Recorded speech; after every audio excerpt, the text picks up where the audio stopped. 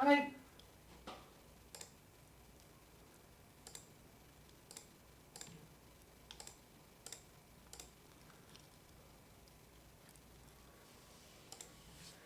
Hello, everyone. Um, my name is Mateus. For those that don't know me, welcome to the Sunken Blimp Stage. We're soon going to start another dive live, and before going on about the speaker that we have, which is going to be here shortly, he just encountered a minor technical issue that he's solving right now. I wanted to introduce a little bit about this, what we're doing, and why you guys are here. I hope you're all excited for, if you came knowing the architect that is going to speak today, I hope you're all, super excited for what he's going to present. It's an absolutely amazing work, what he's doing in India, and I can't wait to hear him talking here in this virtual space. So I would like to introduce, the idea of a dive live, right? What we're doing here, okay. Sorry, someone was requesting to be unmuted. So here at the Sunken Blimp Stage, we have been hosting these dive lives, which are 20-minute presentations by a speaker introducing something of their liking or something of their choosing to inspire people. So this could be, a little bit about themselves, their story, or a specific project that they're doing, or even, their philosophy in work. Basically bringing to the stage something that inspires people regarding the theme of the future of living. So the theme of the future of living, it's a very broad term, right? What defines living? If we're talking about design and architecture, how we design spaces for the future that we're facing. And that goes from, digital, physical, you name it, right? But it doesn't stop at design and architecture, right? The idea is to have a broad mind about what it is to live, what it is to be human, right?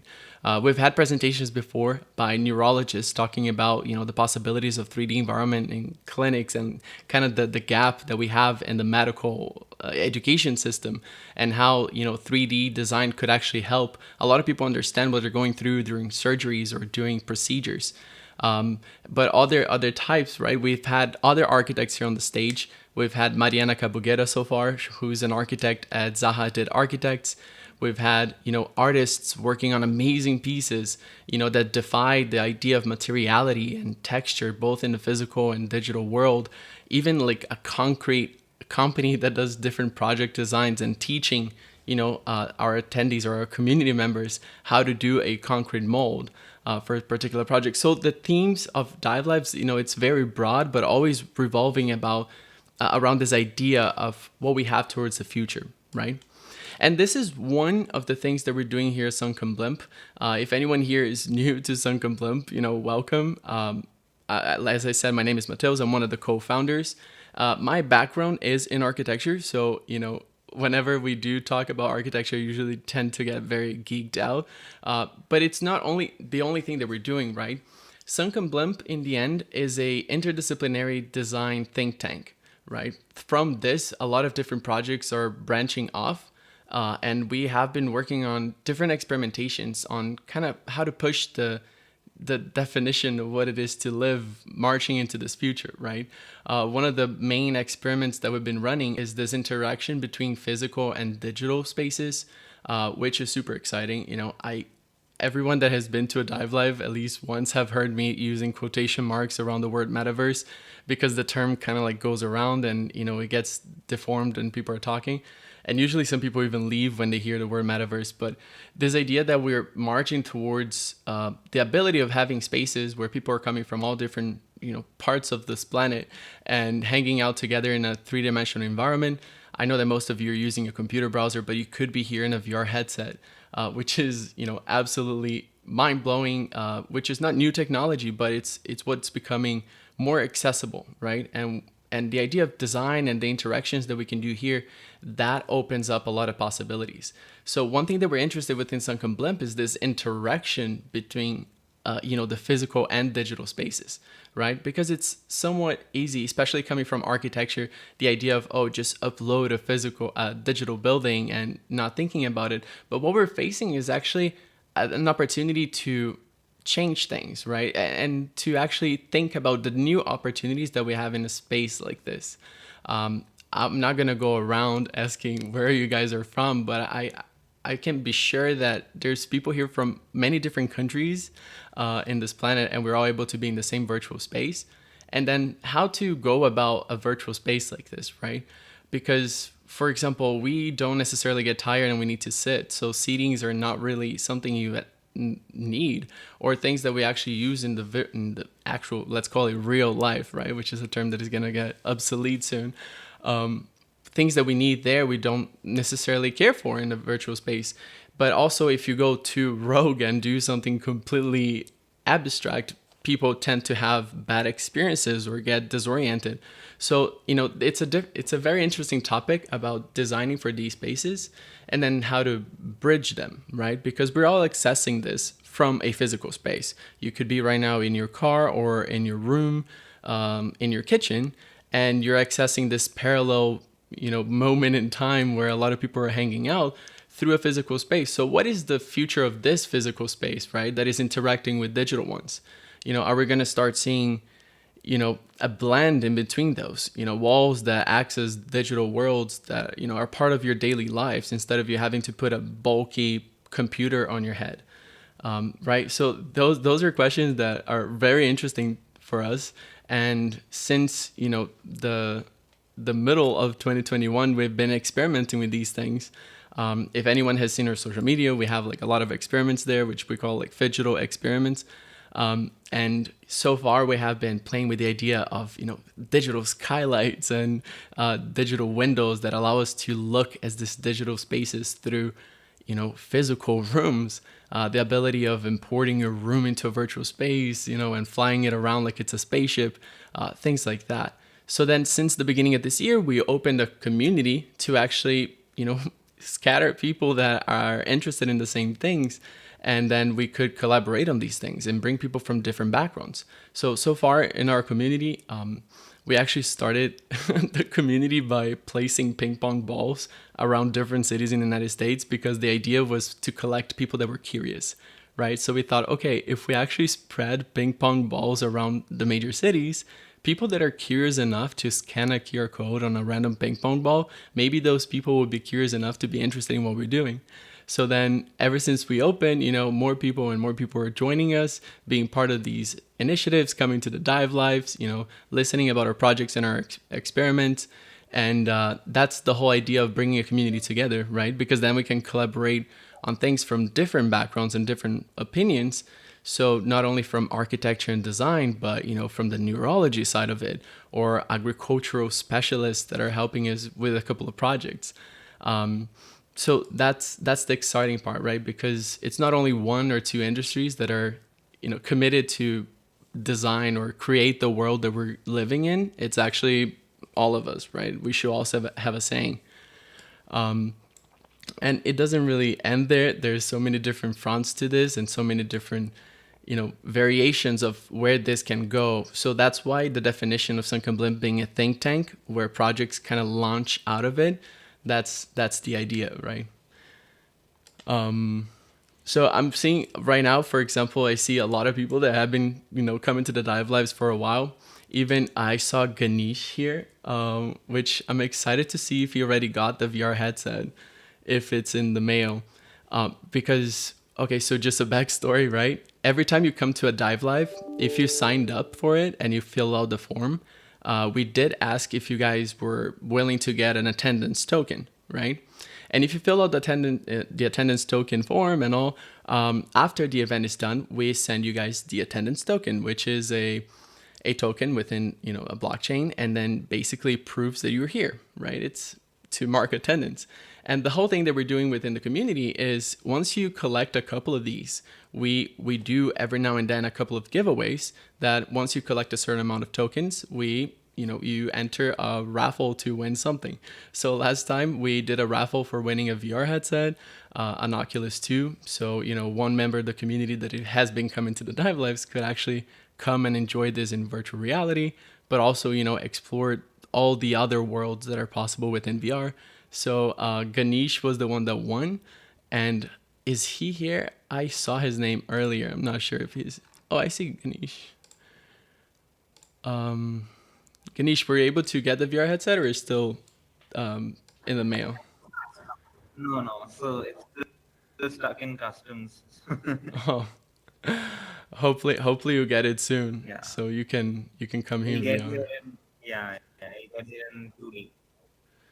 Yes, and so just letting you guys know, if you start coming to this event and more, who knows what's gonna be um, the next giveaway. One thing that we're fiddling with the idea is actually one of the giveaways being a Fala, 3D Miguelzinho. printer. Ó, tudo bem, querido? Um, Ah, tava cansado. so So yeah, if you guys are into 3D printing or if you know a little bit about it, you probably know the amount of possibilities within that. Especially thinking, right now, 3D printing the way that it is right now, we're gonna have this talk in like 5 years from now, and we're gonna look at the 3D printers we have as the way we look at Pac-Man right now. Like, oh my god, I can't believe I was amazed by that. But the ability of, instead of buying a product, waiting, shipping, even the carbon footprint about that, the ability of having this open network of products that you can just create right there, virtually instantly. That's pretty exciting. And even if you look at the future, let's call it the future of living in interplanetary spaces, the proposals for housing in Mars, housing, even moon projects, how to build a station on the moon, they're all revolving around the idea of 3D printing, which is basically depositing material in a specific way to create form, right? So that's one of the things that we've been doing. And if you guys have seen some of the products we've been using 3D printing for quite some time. Even the greenhouse project, right? Which right now we are looking at a food crisis coming up. So if you guys have been reading the news and all, there's definitely a food shortage coming out, in the next few months because of, I'm not going to go into the political side of things, but and what we've been working on in the greenhouse project is actually how to create a greenhouse, a hydroponic system that uses 3D printing. The idea that instead of you, going and buying food that comes from a different location and the whole carbon associated with that, you could, you know, download the file, 3D print something that is allowing you to provide food. We shouldn't spoil, guys. Spoil the presentation. So yes, we had a dive live or a stage presentation about the greenhouse, and if you guys are interested, on our website we have all of the recordings of the different dive lives, and all of the other speakers as well. I truly hope that Vinu is able to join us very soon. From what I know, he's just fixing the Wi-Fi connection, and he should be here shortly. And I'm actually curious to ask if anyone here came because of the video we posted on TikTok, because I am seeing a lot of familiar faces, but that could be the new avatars as well. Did anyone just found out about us and joined, or not really? I see a wave. Oh, and by the way, if you guys are new to Spatial, you can react to things with the numpad on the phone. And if you guys do not wish to talk and use your voice, you can always dance your answers away, or press Y for yes and N for no, or hold C for clapping. So just make sure whenever Vinu is here, we give him a lot of love for finally connecting. And I want to see everyone clapping for him. Yeah.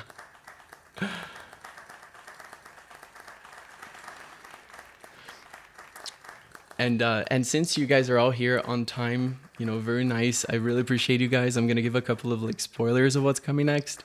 So this is the first version of the Sunken Blimp Stage, right? And if you guys see the name, it's Sunken Blimp Stage V1.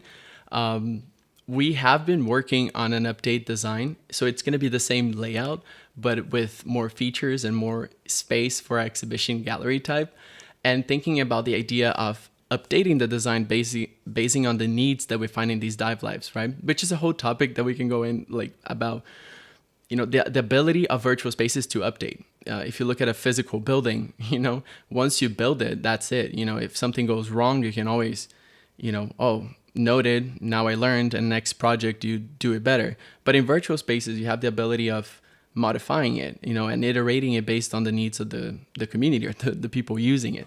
So we have a couple of design changes coming up, which I'm super excited for you guys to see. And that's going to be in the season 2 of the Dive Lives, right? So we have a couple more lined up for this season. Especially and next week too. Speaking about next week already, before we even do this dive live, but the person that is going to be on the stage next week, her name is Kyla, and she is an analyst. Basically, she, is working with everything that is going on in finance and different startups, different projects going on, and she's actually going to be talking about some of this and what she does. And if you see her communication style, like her TikTok, this is basically journalism and finance realness. Seriously, she has an amazing way of bringing knowledge to the table, and the topics that she's touching, even if you're not into finance or into the economy in any way, it's still part of the world we're living in, and that bleeds into whatever industry you're part of. So I definitely recommend checking her out, and definitely recommend coming to the dive live next week, because what she's bringing is definitely going to be very, very interesting for literally everyone. And that's the whole point of these dive lives, right? It's not to really niche into a specific industry, but actually bring someone that is very, an expertise in their own field, but to bring something that we can all take from, make us better designers, better citizens, or better curious people, right? And if you guys are here, chances are that you are curious. I would like to think so. So I hope you guys have been enjoying these.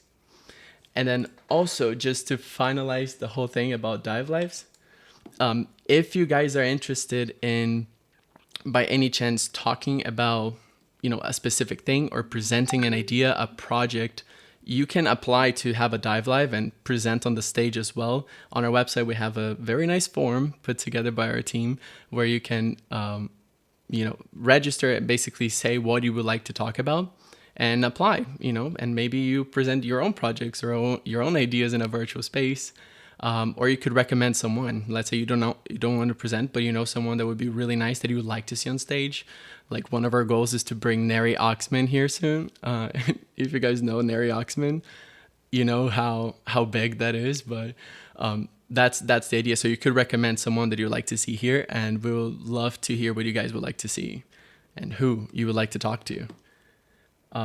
So right now, we are giving a couple of minutes for Vinu to join us. I think they just sent me a message. All right. So if you guys have any questions, let me know. And honestly, feel free, anyone that joined, recently, feel free to walk around and see some of the projects before he starts talking about it, because some of these are, okay, I cannot curse, but some of these are really freaking exciting. If you saw the video introduction about this or anything about his work, his projects tend to really focus on sustainability and the cost effectiveness of different projects. So the way that he uses the natural materials is what is going to be amazing to take away from. Basically, mud, waste, natural vegetation, a lot of wood, trying to lower the carbon footprint, but still providing high quality design that is cost efficient, right? We tend to see a lot of high-end design towards, elites, and then, sustainability has become almost this idea of, if a building is wealthy enough, it's able to afford, sustainable, high-end, low carbon concrete, things like that. And, it's kind of taking away from the idea that vernacular, which is a fancy word for using materials around the site, is kind of going down in the big scope of architecture as we see. So his take on it is absolutely brilliant. So feel free to walk around.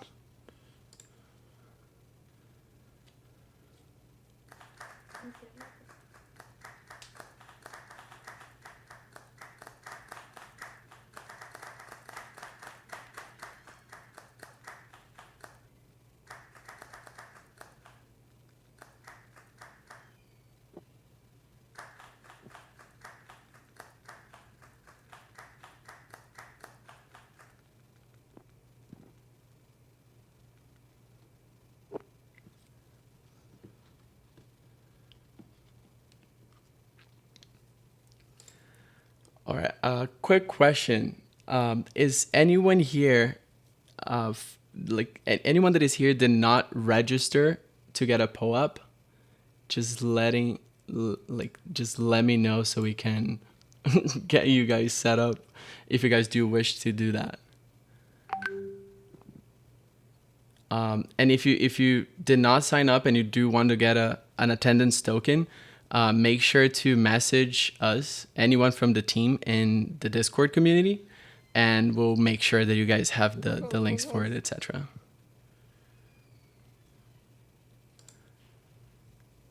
Did anyone say something? Stephen Race? I don't think so. All right.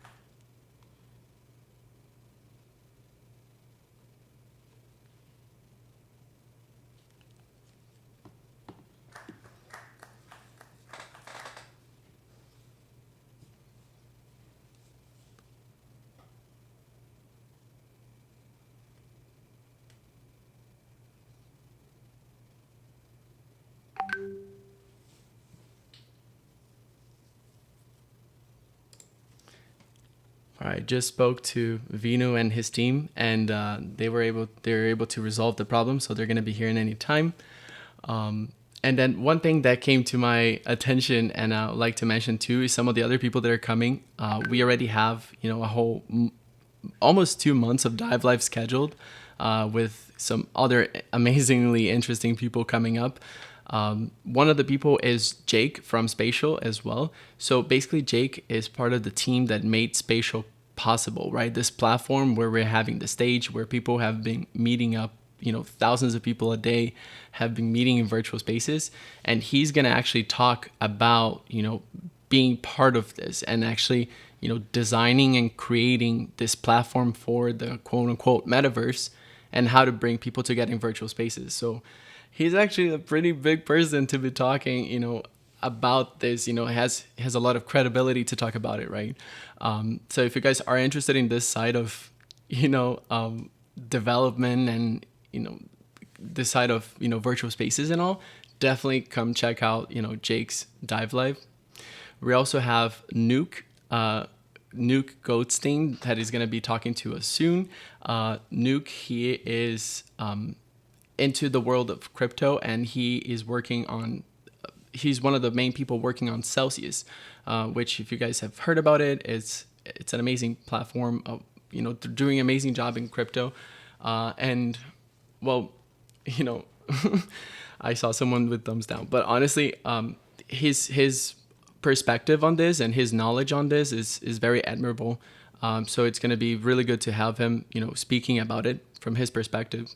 So if you guys agree or disagree, make sure you come so you can see his presentation, and we have a Q&A afterwards too, so you can ask him something.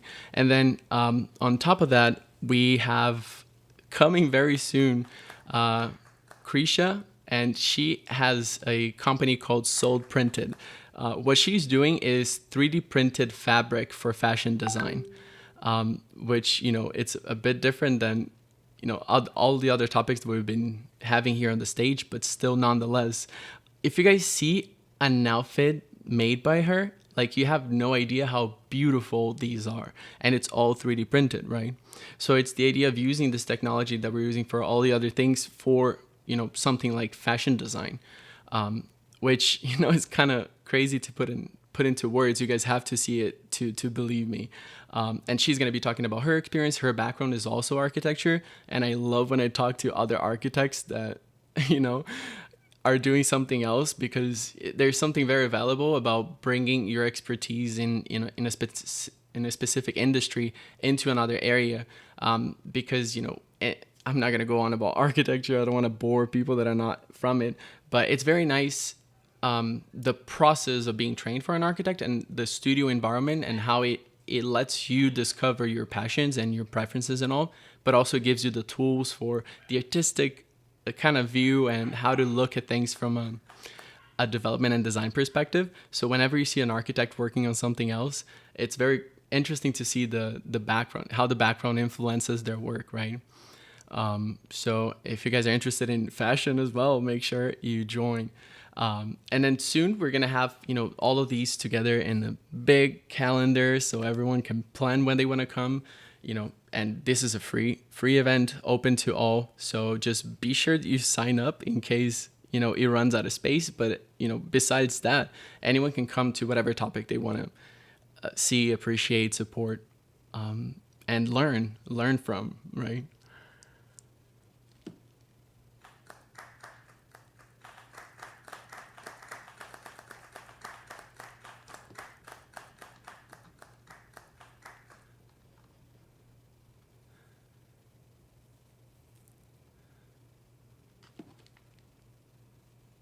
Hello.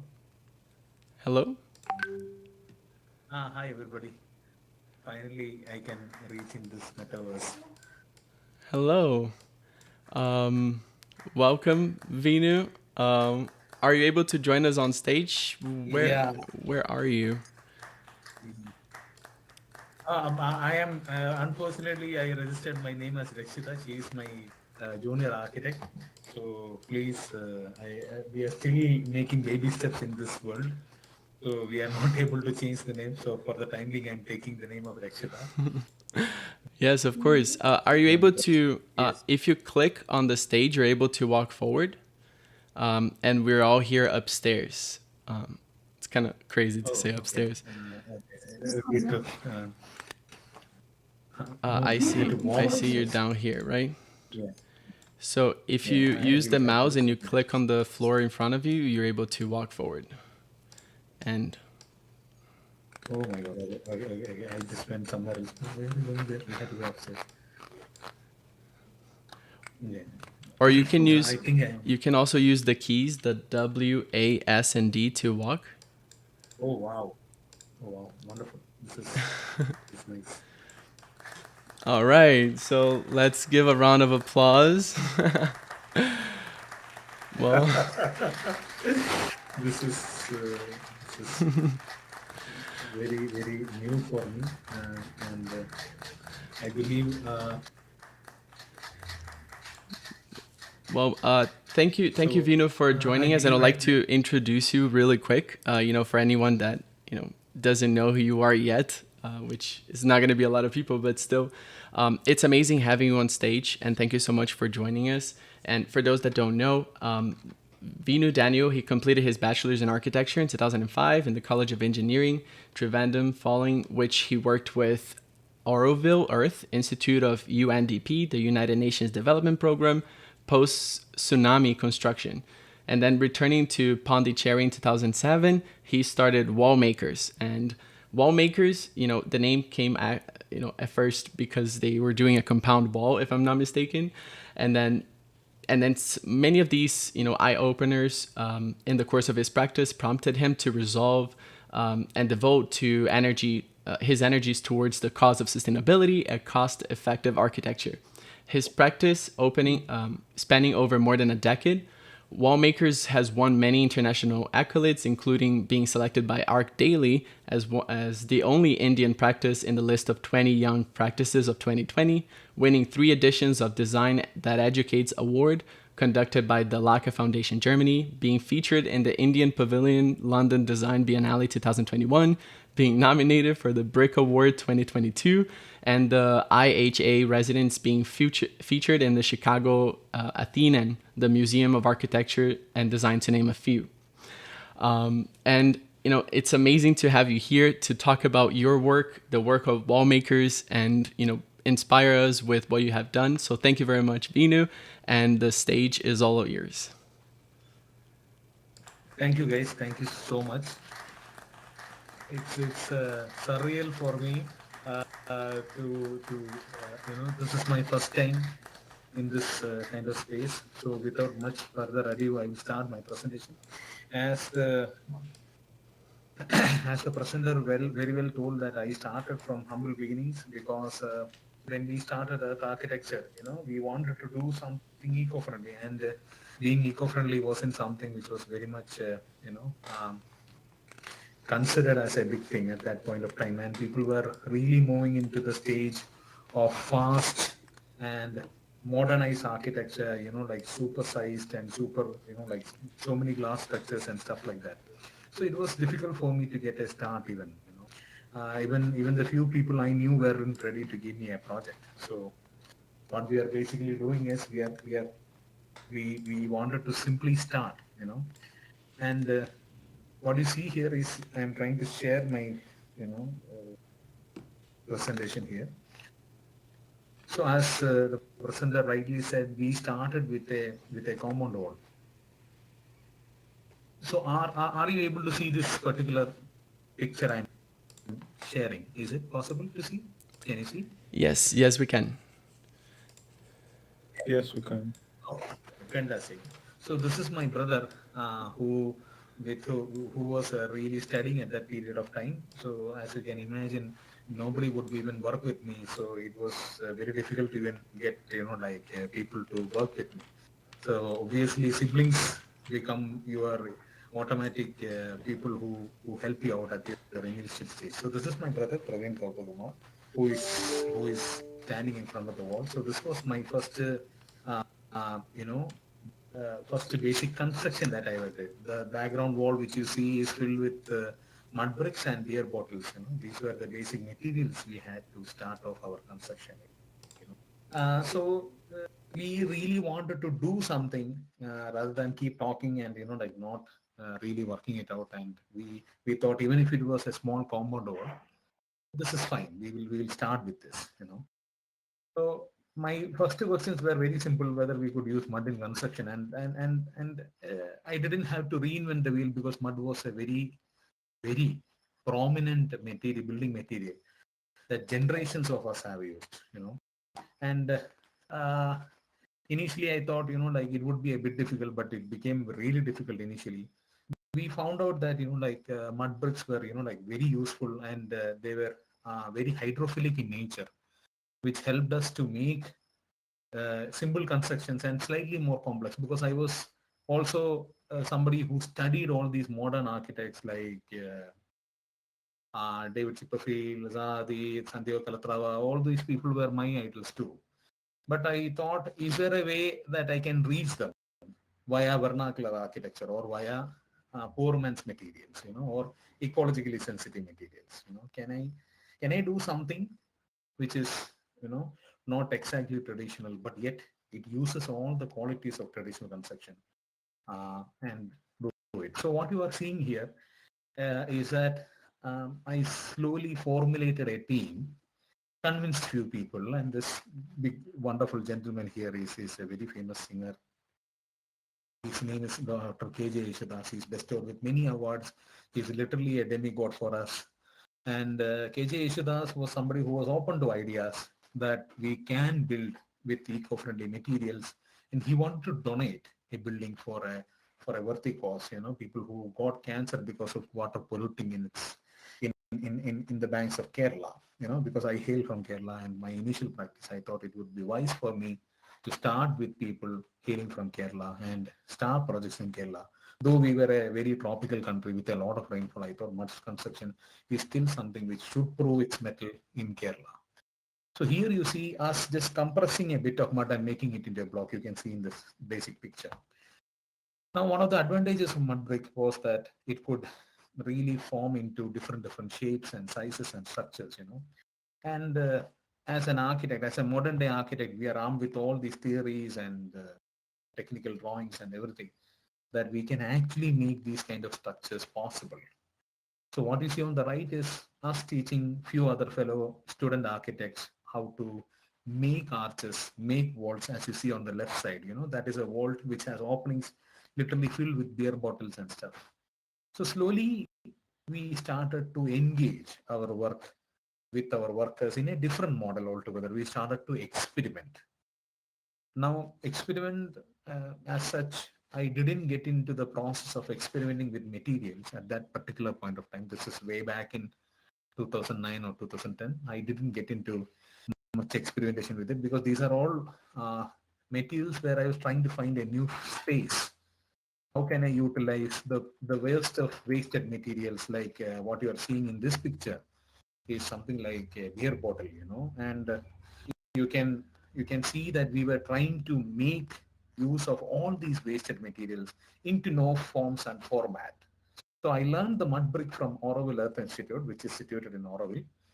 They are an experimental and a wonderful eco-sensitive institute which teaches many students, including myself, about the merits and the values of mud bricks and constructions. So you can see how the interiors typically changed into, more, the vernacular slowly started to look a bit more different. You can see this is a church. So we got bold in our construction. We found out that mud brick is something, amazing, which can have different forms and variations, and we can create wonderful spatial qualities with this poor man's material. This is literally taken from your ground. And as you can see with in the previous picture where me and Yeshudas were making a simple mud brick. So we could do these constructions without much steel, or literally in this particular construction there is just 4 lengths of steel used, which is literally negligible in this particular entire building. Only 4 lengths of steel were used. You can see us making these, like mud brick domes, mud brick walls. So me and my people started to understand that, like we are capable of doing something very different. But even then, we found out that there are certain limitations in going forward. We understood that experimentation is the way we have to go forward. We are not going to go anywhere if we are not experimenting. So this particular structure is done with jute sacks, Now, this in technical terms, this is called a conoid. A conoid is simply a twisted cone, which structurally forms a very big pavilion. So you can see this was made for the Biennale, which was conducted, not just Venice Biennale, but there is a Indian Biennale as well. This is conducted in the banks of Kerala every biannually. And the Biennale is something which is kind of a very celebrated occasion for the artists of India. And we also invite artists from all across the world, hosted by the KBF, Kochi Biennale Federation. And they actually asked us to build this particular conoid. So what you should understand in this particular structure is that this is done using jute sacks and a bit of concrete. So it's called a ferrocement jute sack pavilion. It has a span of 23 meters, which is quite, amazing compared to the kind of loads that were applied on it. So an easy assumption would be somewhere around 75 tons of load would be on top of the roof, even while we were building this. And we could achieve such a structure because of the craft which we developed over the years. This I'm fast forwarding all our works over a period of time into such fast this thing. So kindly pardon me for moving along a bit fast or like this. So you can see at one corner of this place there are a lot of people who are sitting there, because jute sack concrete, obviously it will shape into a small curve and then it turns up into the roof portion in the other side. So you can see people relaxing. This is the kind of format which I wanted to do. Am I audible to all of you guys? I'm sorry, I'm just talking very freely. Am I audible? Yes, you are. Okay, thank you. Okay, so um, coming back to the point, so we were slowly experimenting into larger scale projects, which is when yesterday I was talking at the Bartlett School of Architecture, and the director, Mr. Marcus Cruz, a very great person whom I admire a lot after hearing a lot about him. The director, Marcus Cruz, asked me something which was very important. So many a time during talks, I forget to say how long I took experimentation to bring it to the forefront, as we can one can say. So I thought that, like I often forget to explain that particular fact while we were doing this. Simply this picture and the first picture I showed had a gap of 8 years in between. The first picture was taken in 2006, and this picture is something happening in 2014. So simply that itself had a gap of 7 to 8 years. All our works have that much of gap actually. So this architect Marcus, the director Marcus, actually asked us a question saying, how long does an experimentation takes to come in the forefront? So next, I would love to talk about this journey of achieving these kind of these kind of spaces. So here you can see me and architect Shobita, who initially found out. So in my scenario, I found out that, like making the mud bricks itself is a big task because Kerala has a lot of rains. We had to slowly start doing something in a different mode. Maybe see what other typology of modules I can make.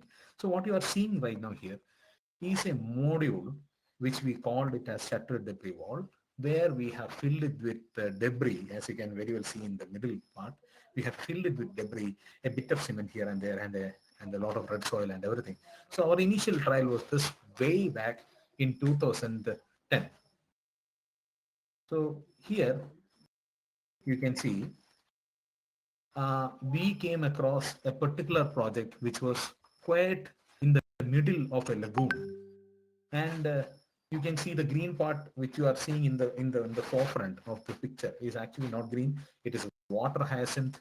It is water. So this particular land was completely covered with land on all, completely covered with water on all four sides. That any access to this piece of land was almost difficult. And we found out that there was a lot of debris, waste construction debris that was left in the ground. So we thought, why not make a make something different with it. So as you can see, we were mixing up all these waste aggregates, with a bit of soil, mixing it with a bit of water. We made a small structural, framework with the least of reinforcement. You can see rammed earth walls here. You can see that rammed earth is also already an established type of construction, and then you can see how we were trying to make fill the debris inside such a wall. You can see that, like one part we use something like a cement aggregate blocks, and in the other part we use something where this waste was all filled up inside a mesh.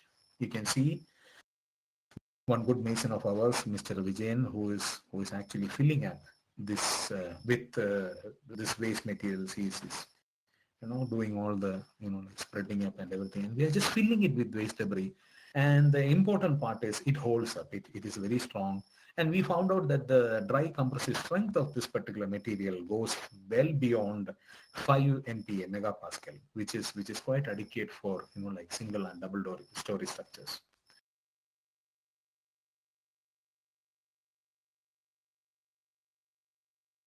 And after doing this, we generally coat our steel with SPS, styrobutyl triethylene, which is a protective foam from oxidizing because of the advent of mud material.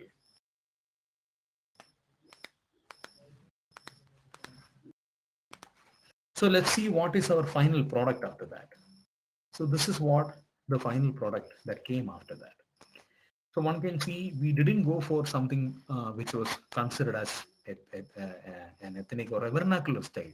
We went for something very modern, which we wanted to, showcase that modern materials or modern language is possible with such materials. You can see myself and my very good friend and colleague Fawaz Kangilan sitting in the drawing room where we are like we are literally surrounded by these debris walls. So this was the birth of debris walls in the initial scenario. So then debris walls initially were quite made with a bit of, like, so then we thought, why not we will expand it further? Why not we give it curves? Can we do curves with this kind of construction? So our initial ideas were actually more of failures. We initially, before this particular project happened, we had some few failures. We found out that, like our compositions were not right. And then slowly we started to gain more skill, more experience in making such kind of structures. We found that we could actually make quite a twisting tail, different kind of construction. You can see on your right side is random, and on your left side you can see it's made of debris, which we just plastered outward at the end of the construction. So with this current world getting filled up with debris, we found out that the best place to hide this debris is, of course, inside a building itself. Now you can see various examples.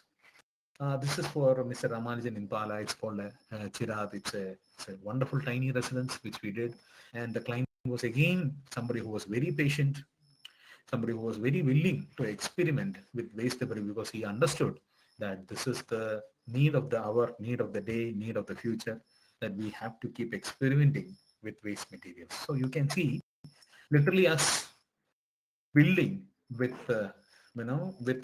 this waste material. You can see all our walls are made with uh, you know um, the shuttered debris walls.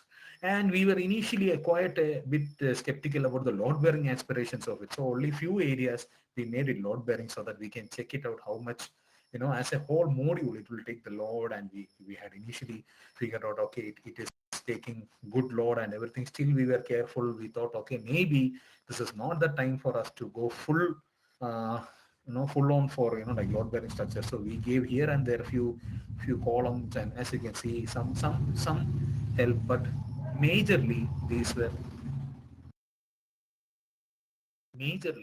were all mud construction made with shutter debris wall. And the debris, honestly, and I'm very proud of this fact that we could literally procure from a 5 mile radius. Now that speaks for itself, ladies and gentlemen, that to procure debris from a 5 mile radius itself and to make a building out of it, it's something which we see as a very great achievement, because that is something which even our father of the nation said, that we have to procure materials from a 5 mile radius to make our sustainable housing. The jalis which you are seeing made with tiles again are the tiles which are local waste, which we converted into small jalis, so that the ventilation, vertical jalis, so that the ventilation allows it. You can see some of the residents of the house who are quietly enjoying such an nature. And then we proceeded further again with this experimentation. So experimentation doesn't stop. It never stops. It always continues, And in this particular area, we found out that there was a lot of stones that came up when we were excavating. You can see on your left side that there were a lot of stones which came out when we were excavating for the foundation for the site. And this made us think that if there are so many stones, how come we are not using it in our shuttered debris wall?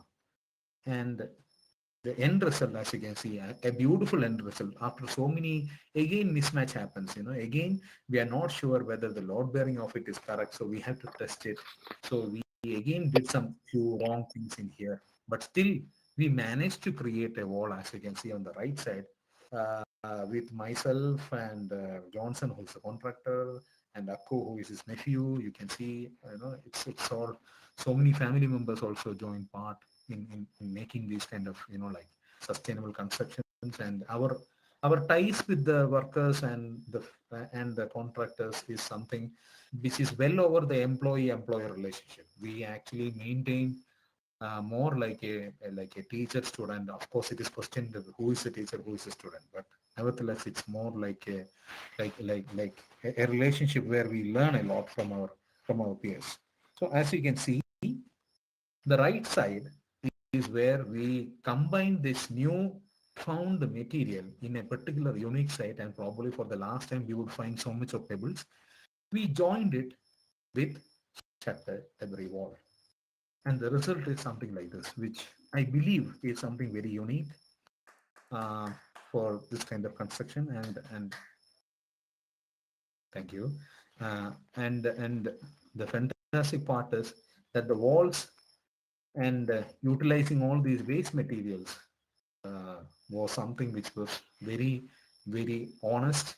And the experimentation which we started way back in 2010, and this is a project which is happening in 2020, which got completed as recent as 2021 end or something, or 22 early January or something. I presented it, or I don't remember exactly, but you can imagine that the experimentation process which started way back in 2010 eventually brought us here, where we are very honestly utilizing materials like casurinas, which are considered just scaffolding materials, not even considered as a proper, not timber. We were able to convert these materials also into housing material. These are some pictures which showcases, like how this particular residence is done. And now I would like to start a small video about where we have finally taken uh, this particular technology of construction. So here is a particular video. Am I still sharing? Is everybody able to see this, or am I?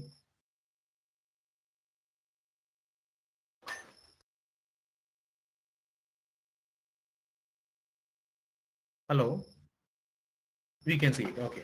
So this is uh, where we thought we could finally take, like we are still again finding new ways to elaborate on our experimentation process. So this is a small residence which we did. Uh,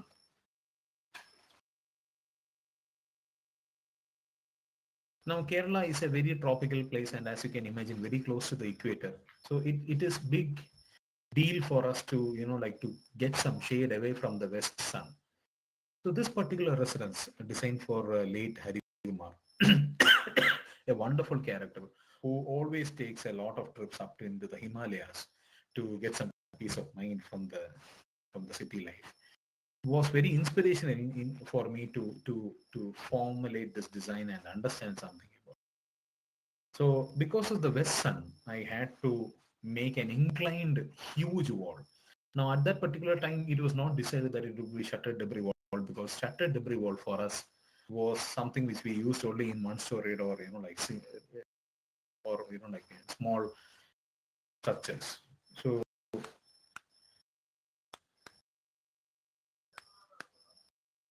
So we found out that we had to do something which is as high as a three-story structure in this idea.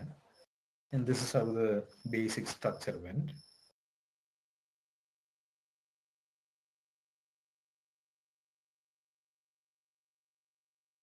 So we thought shuttered debris wall had to go 3 stories high to make such a structure.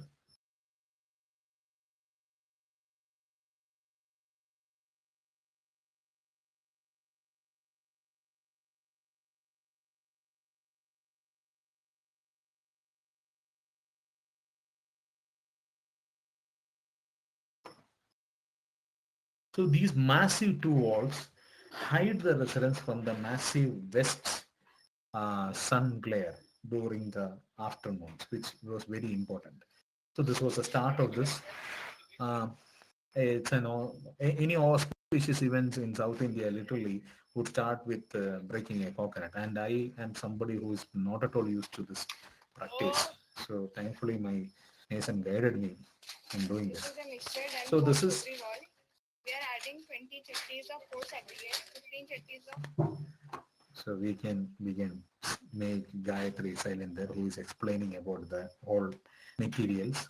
So you can see the mix was using somewhere around the 7 to 8% of cement and then we were, as you can see, large lumps in there, which is the debris which we collect from the neighboring areas or even from the soil, which has a lot of big lumps of rocks, which literally cannot be used in mud construction. So we are using that kind of materials. You can see when the guy is putting the shovel, all sorts of big, huge debris which are used in this particular construction.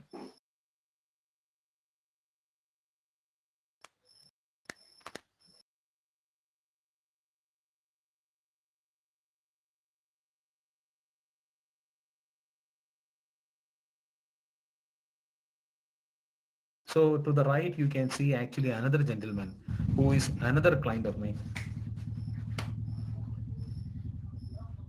His name is Siji. So we were actually showcasing him how we are making these constructions.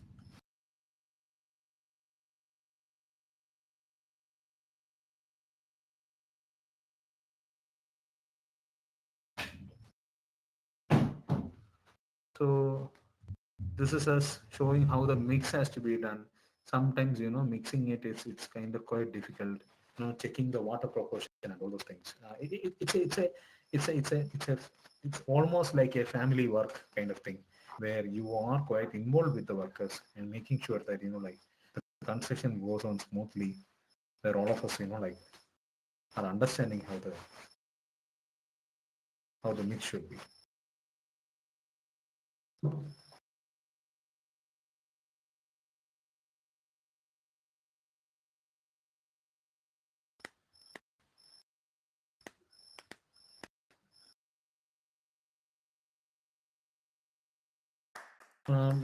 Wallmakers is not a gender specific place, so and especially India being a place where like there is a lot of gender questions. We initially itself we were very keen to make sure that our firm always promotes, because architecture predominantly, at least in our area, has a lot of girls who study the format or the field, and we wanted to make sure that all our architects, including men and women, are part of construction and learns the constructions.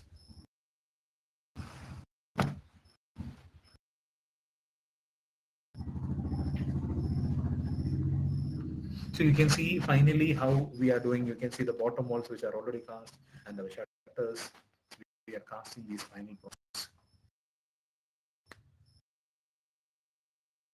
You can see you can actually see how the transformation has happened from the first time when we were initially doing, from how this is now eventually has become.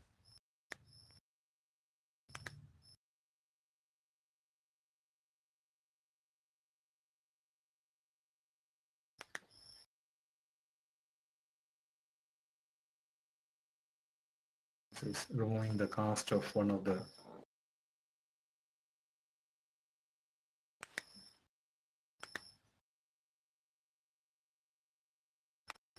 So now we will see how it eventually, how the final product eventually came through. Let us see that.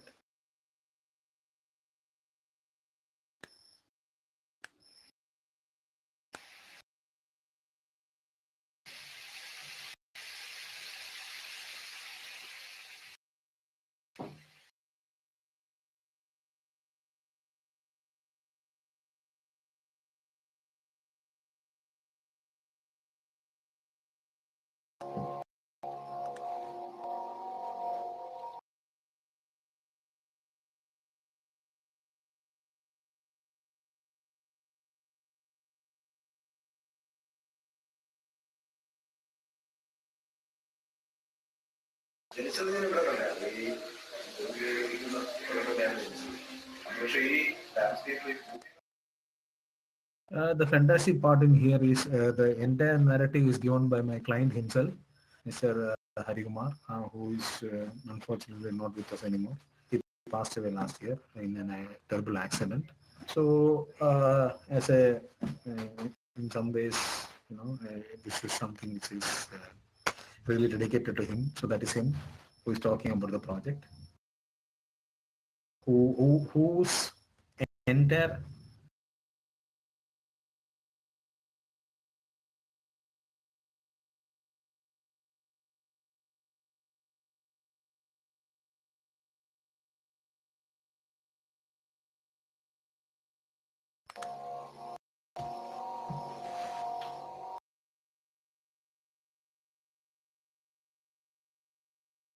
he was the one who gave me the insight about the mountains and the peaks and everything, which I think reflected a lot in the design.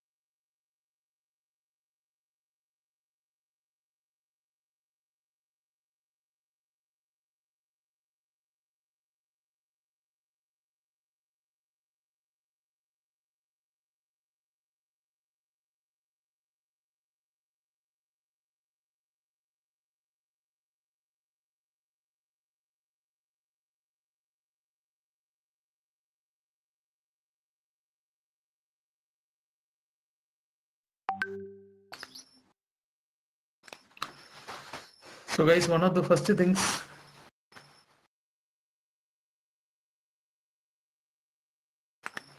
so coming back actually to that.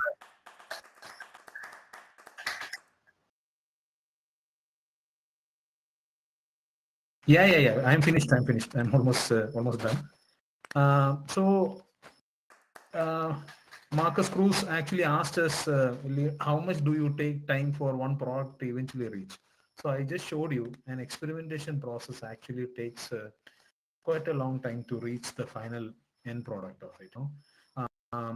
So from the start of me doing a small shutter debris wall, which literally didn't work out, to finally come to this particular last project which I showcased Shigira, it's almost a span of minimum 6 to 8 years before you can get a product into it. But that doesn't mean that you are not enjoying the journey in between. So this is what I firmly believe in. And now our new understanding of such structures, this is a recent construction which we are doing. So we are now going into another level of making this type of construction where we are like doing a bit more new and interesting idea of these kind of structures. So I think this is that's it. Thank you guys for thank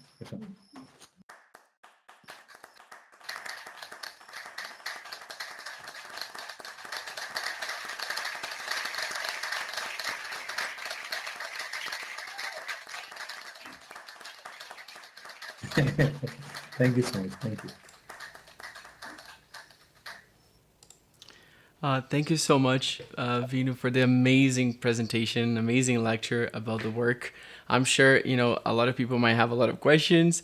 So I would like to officially open, a Q&A really quick. If you guys have anything to ask, feel free. The stage is open for everyone to ask Vinu anything you want.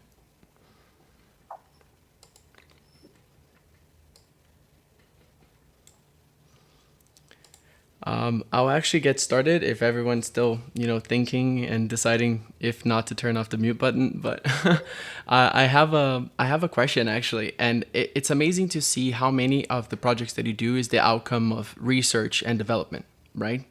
Is to push the boundaries and push the limits of materials and figure out how to repurpose them or use them to create form. I'm actually curious to understand in your thought process how much is important, the percentage or somewhat of the equilibrium between this research and the actual development, like how much to explore and when to stop at right and build. And I'm interested to see your response to that. Yeah, it's a quite interesting question. Thank you. The truth is, in, recently I just joined the Barbican exhibition in London, where like a lot of questions about climate crisis is happening, and we were a small part of that particular exhibition. Now, one thing which I found out, much to my dismay, is that we architects are doing very less to contribute to the climate change. Like everybody, starting from artists to political activists to car manufacturers to to costume designers, are doing something. But architects, I find, are a bit bit behind. I feel, in doing something quite noteworthy, including myself. So the question is how much I not. The question shouldn't be how much I'm doing. The question should be how less we are doing. I believe we are at an age where like the experimentation should reach to a whole new level, and we are, to tell you the truth, a bit behind, aren't we? So. Um, And first of all, whenever you think about a new site or a new place, you think about what. I don't think about how big the space should be, how like how wonderful the space should be, how I should design. These are the general concerns of architects, which is great. But my general thought process would be, like how do we minimize the damage that an architect brings to a new place? Whenever an architect is doing something or a construction is happening, it's a lot of damage to the ecology of the particular place, isn't it? So how minimum we can do? So you have to search And when you are searching for new materials, you often end up with waste materials which are discarded.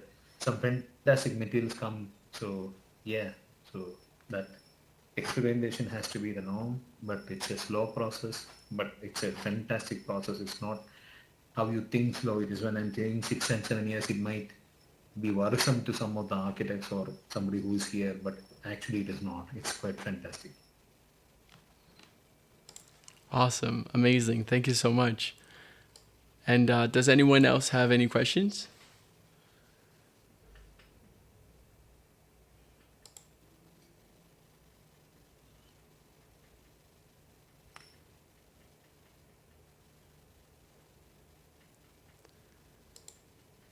Don't be shy, guys. He can bite you through a virtual space.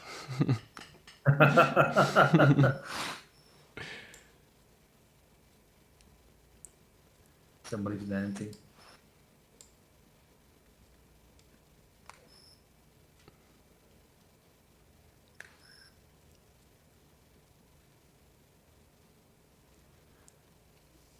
I did okay. If no one's gonna answer something, I have a lot of questions.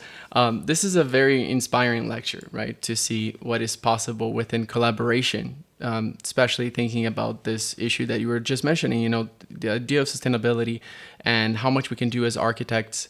You know, to make a difference and actually shift a little bit of how much we're impacting this planet, right? I'm actually curious to see your opinion about the distortion between what's happening in education and training the future generation of architects, and this need for taking action and this need for applying sustainability. How much of the training could actually be modified to solve some of these issues, in your opinion, from an academic perspective? This was definitely the question that was being pondered for some time while I was in London. So we were in the school, Bartlett School of Architecture and the AA School of London. And in both studios, some fantastic experimentation is happening. The the best part of it is, like people are going in a completely new direction, which was quite alien to me too. I never knew that like such a direction was possible. There were kids who are making things with seaweed. There are kids who are making with bacteria from kombucha. So some of them are actually making hydrogel varieties with algae and stuff like that. So there is a lot of wonderful experimentation happening. Unfortunately, these are happening in the lab and not on field. So my suggestion, this is my suggestion to many of them, was that like the allies which architects need a team to build, of course. And very often we think that our ally is the client. A client agrees to such a thing, we have to present it to a client, and then other things follow, which is quite untrue. I believe that the clients may not be the most difficult part of course, getting a client to accept your insane proposal might be a big thing. But the truth is, I believe that it is not just the client that, who is a difficult thing to, to regulate or, like to navigate. But I believe it is making a good labor team. A good ally means making a team who is going to take ownership of what you build. So let's say you make an algae block. You need few other workers to join with you. They shouldn't look at you as a dumb fool. You have to prove it to them. You have to create a brotherhood or a bond with these workers. And thankfully, we in the third world or in the developing countries have a lot of brethren, lot of people there, unlike the West. We have a lot of our fellow members who are thirsty, crazy, and hungry, like us, who can join forces, though it might be intimidating at first, I believe. So that was my takeaway point or advice that I gave to many of the new stalwarts of the industry. That I told them that this is probably the way I would do it if I was in their place, their shoes, because we can train our fellow people and they would become the new cause for construction and everything. As you can see, from my very first stage, I started bringing in my brother, other people who would care to join me. We had to, like teach them, learn the work. So those things were happening. Yeah.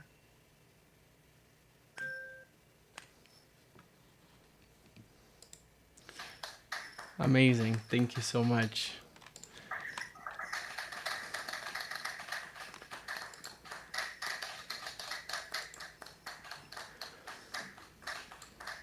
Well, if no one has any more questions, I would like to finalize by saying how deeply grateful I am for you coming and presenting on the stage. I'm not sure if it was your first presentation in a in a virtual stage, but it This is was. my first presentation in a virtual stage. Thank you guys.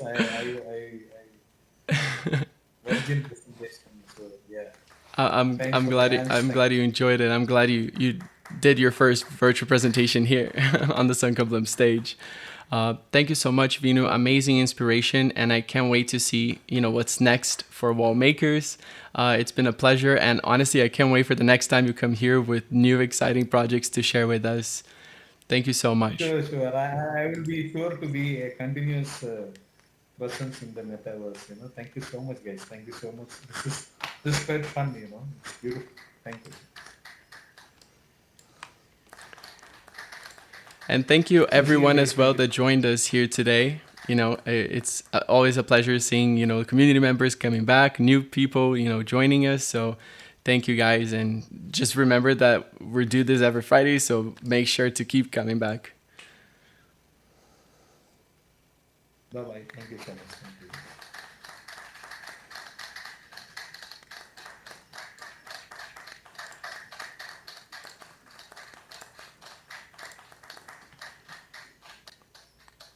So thank you guys. How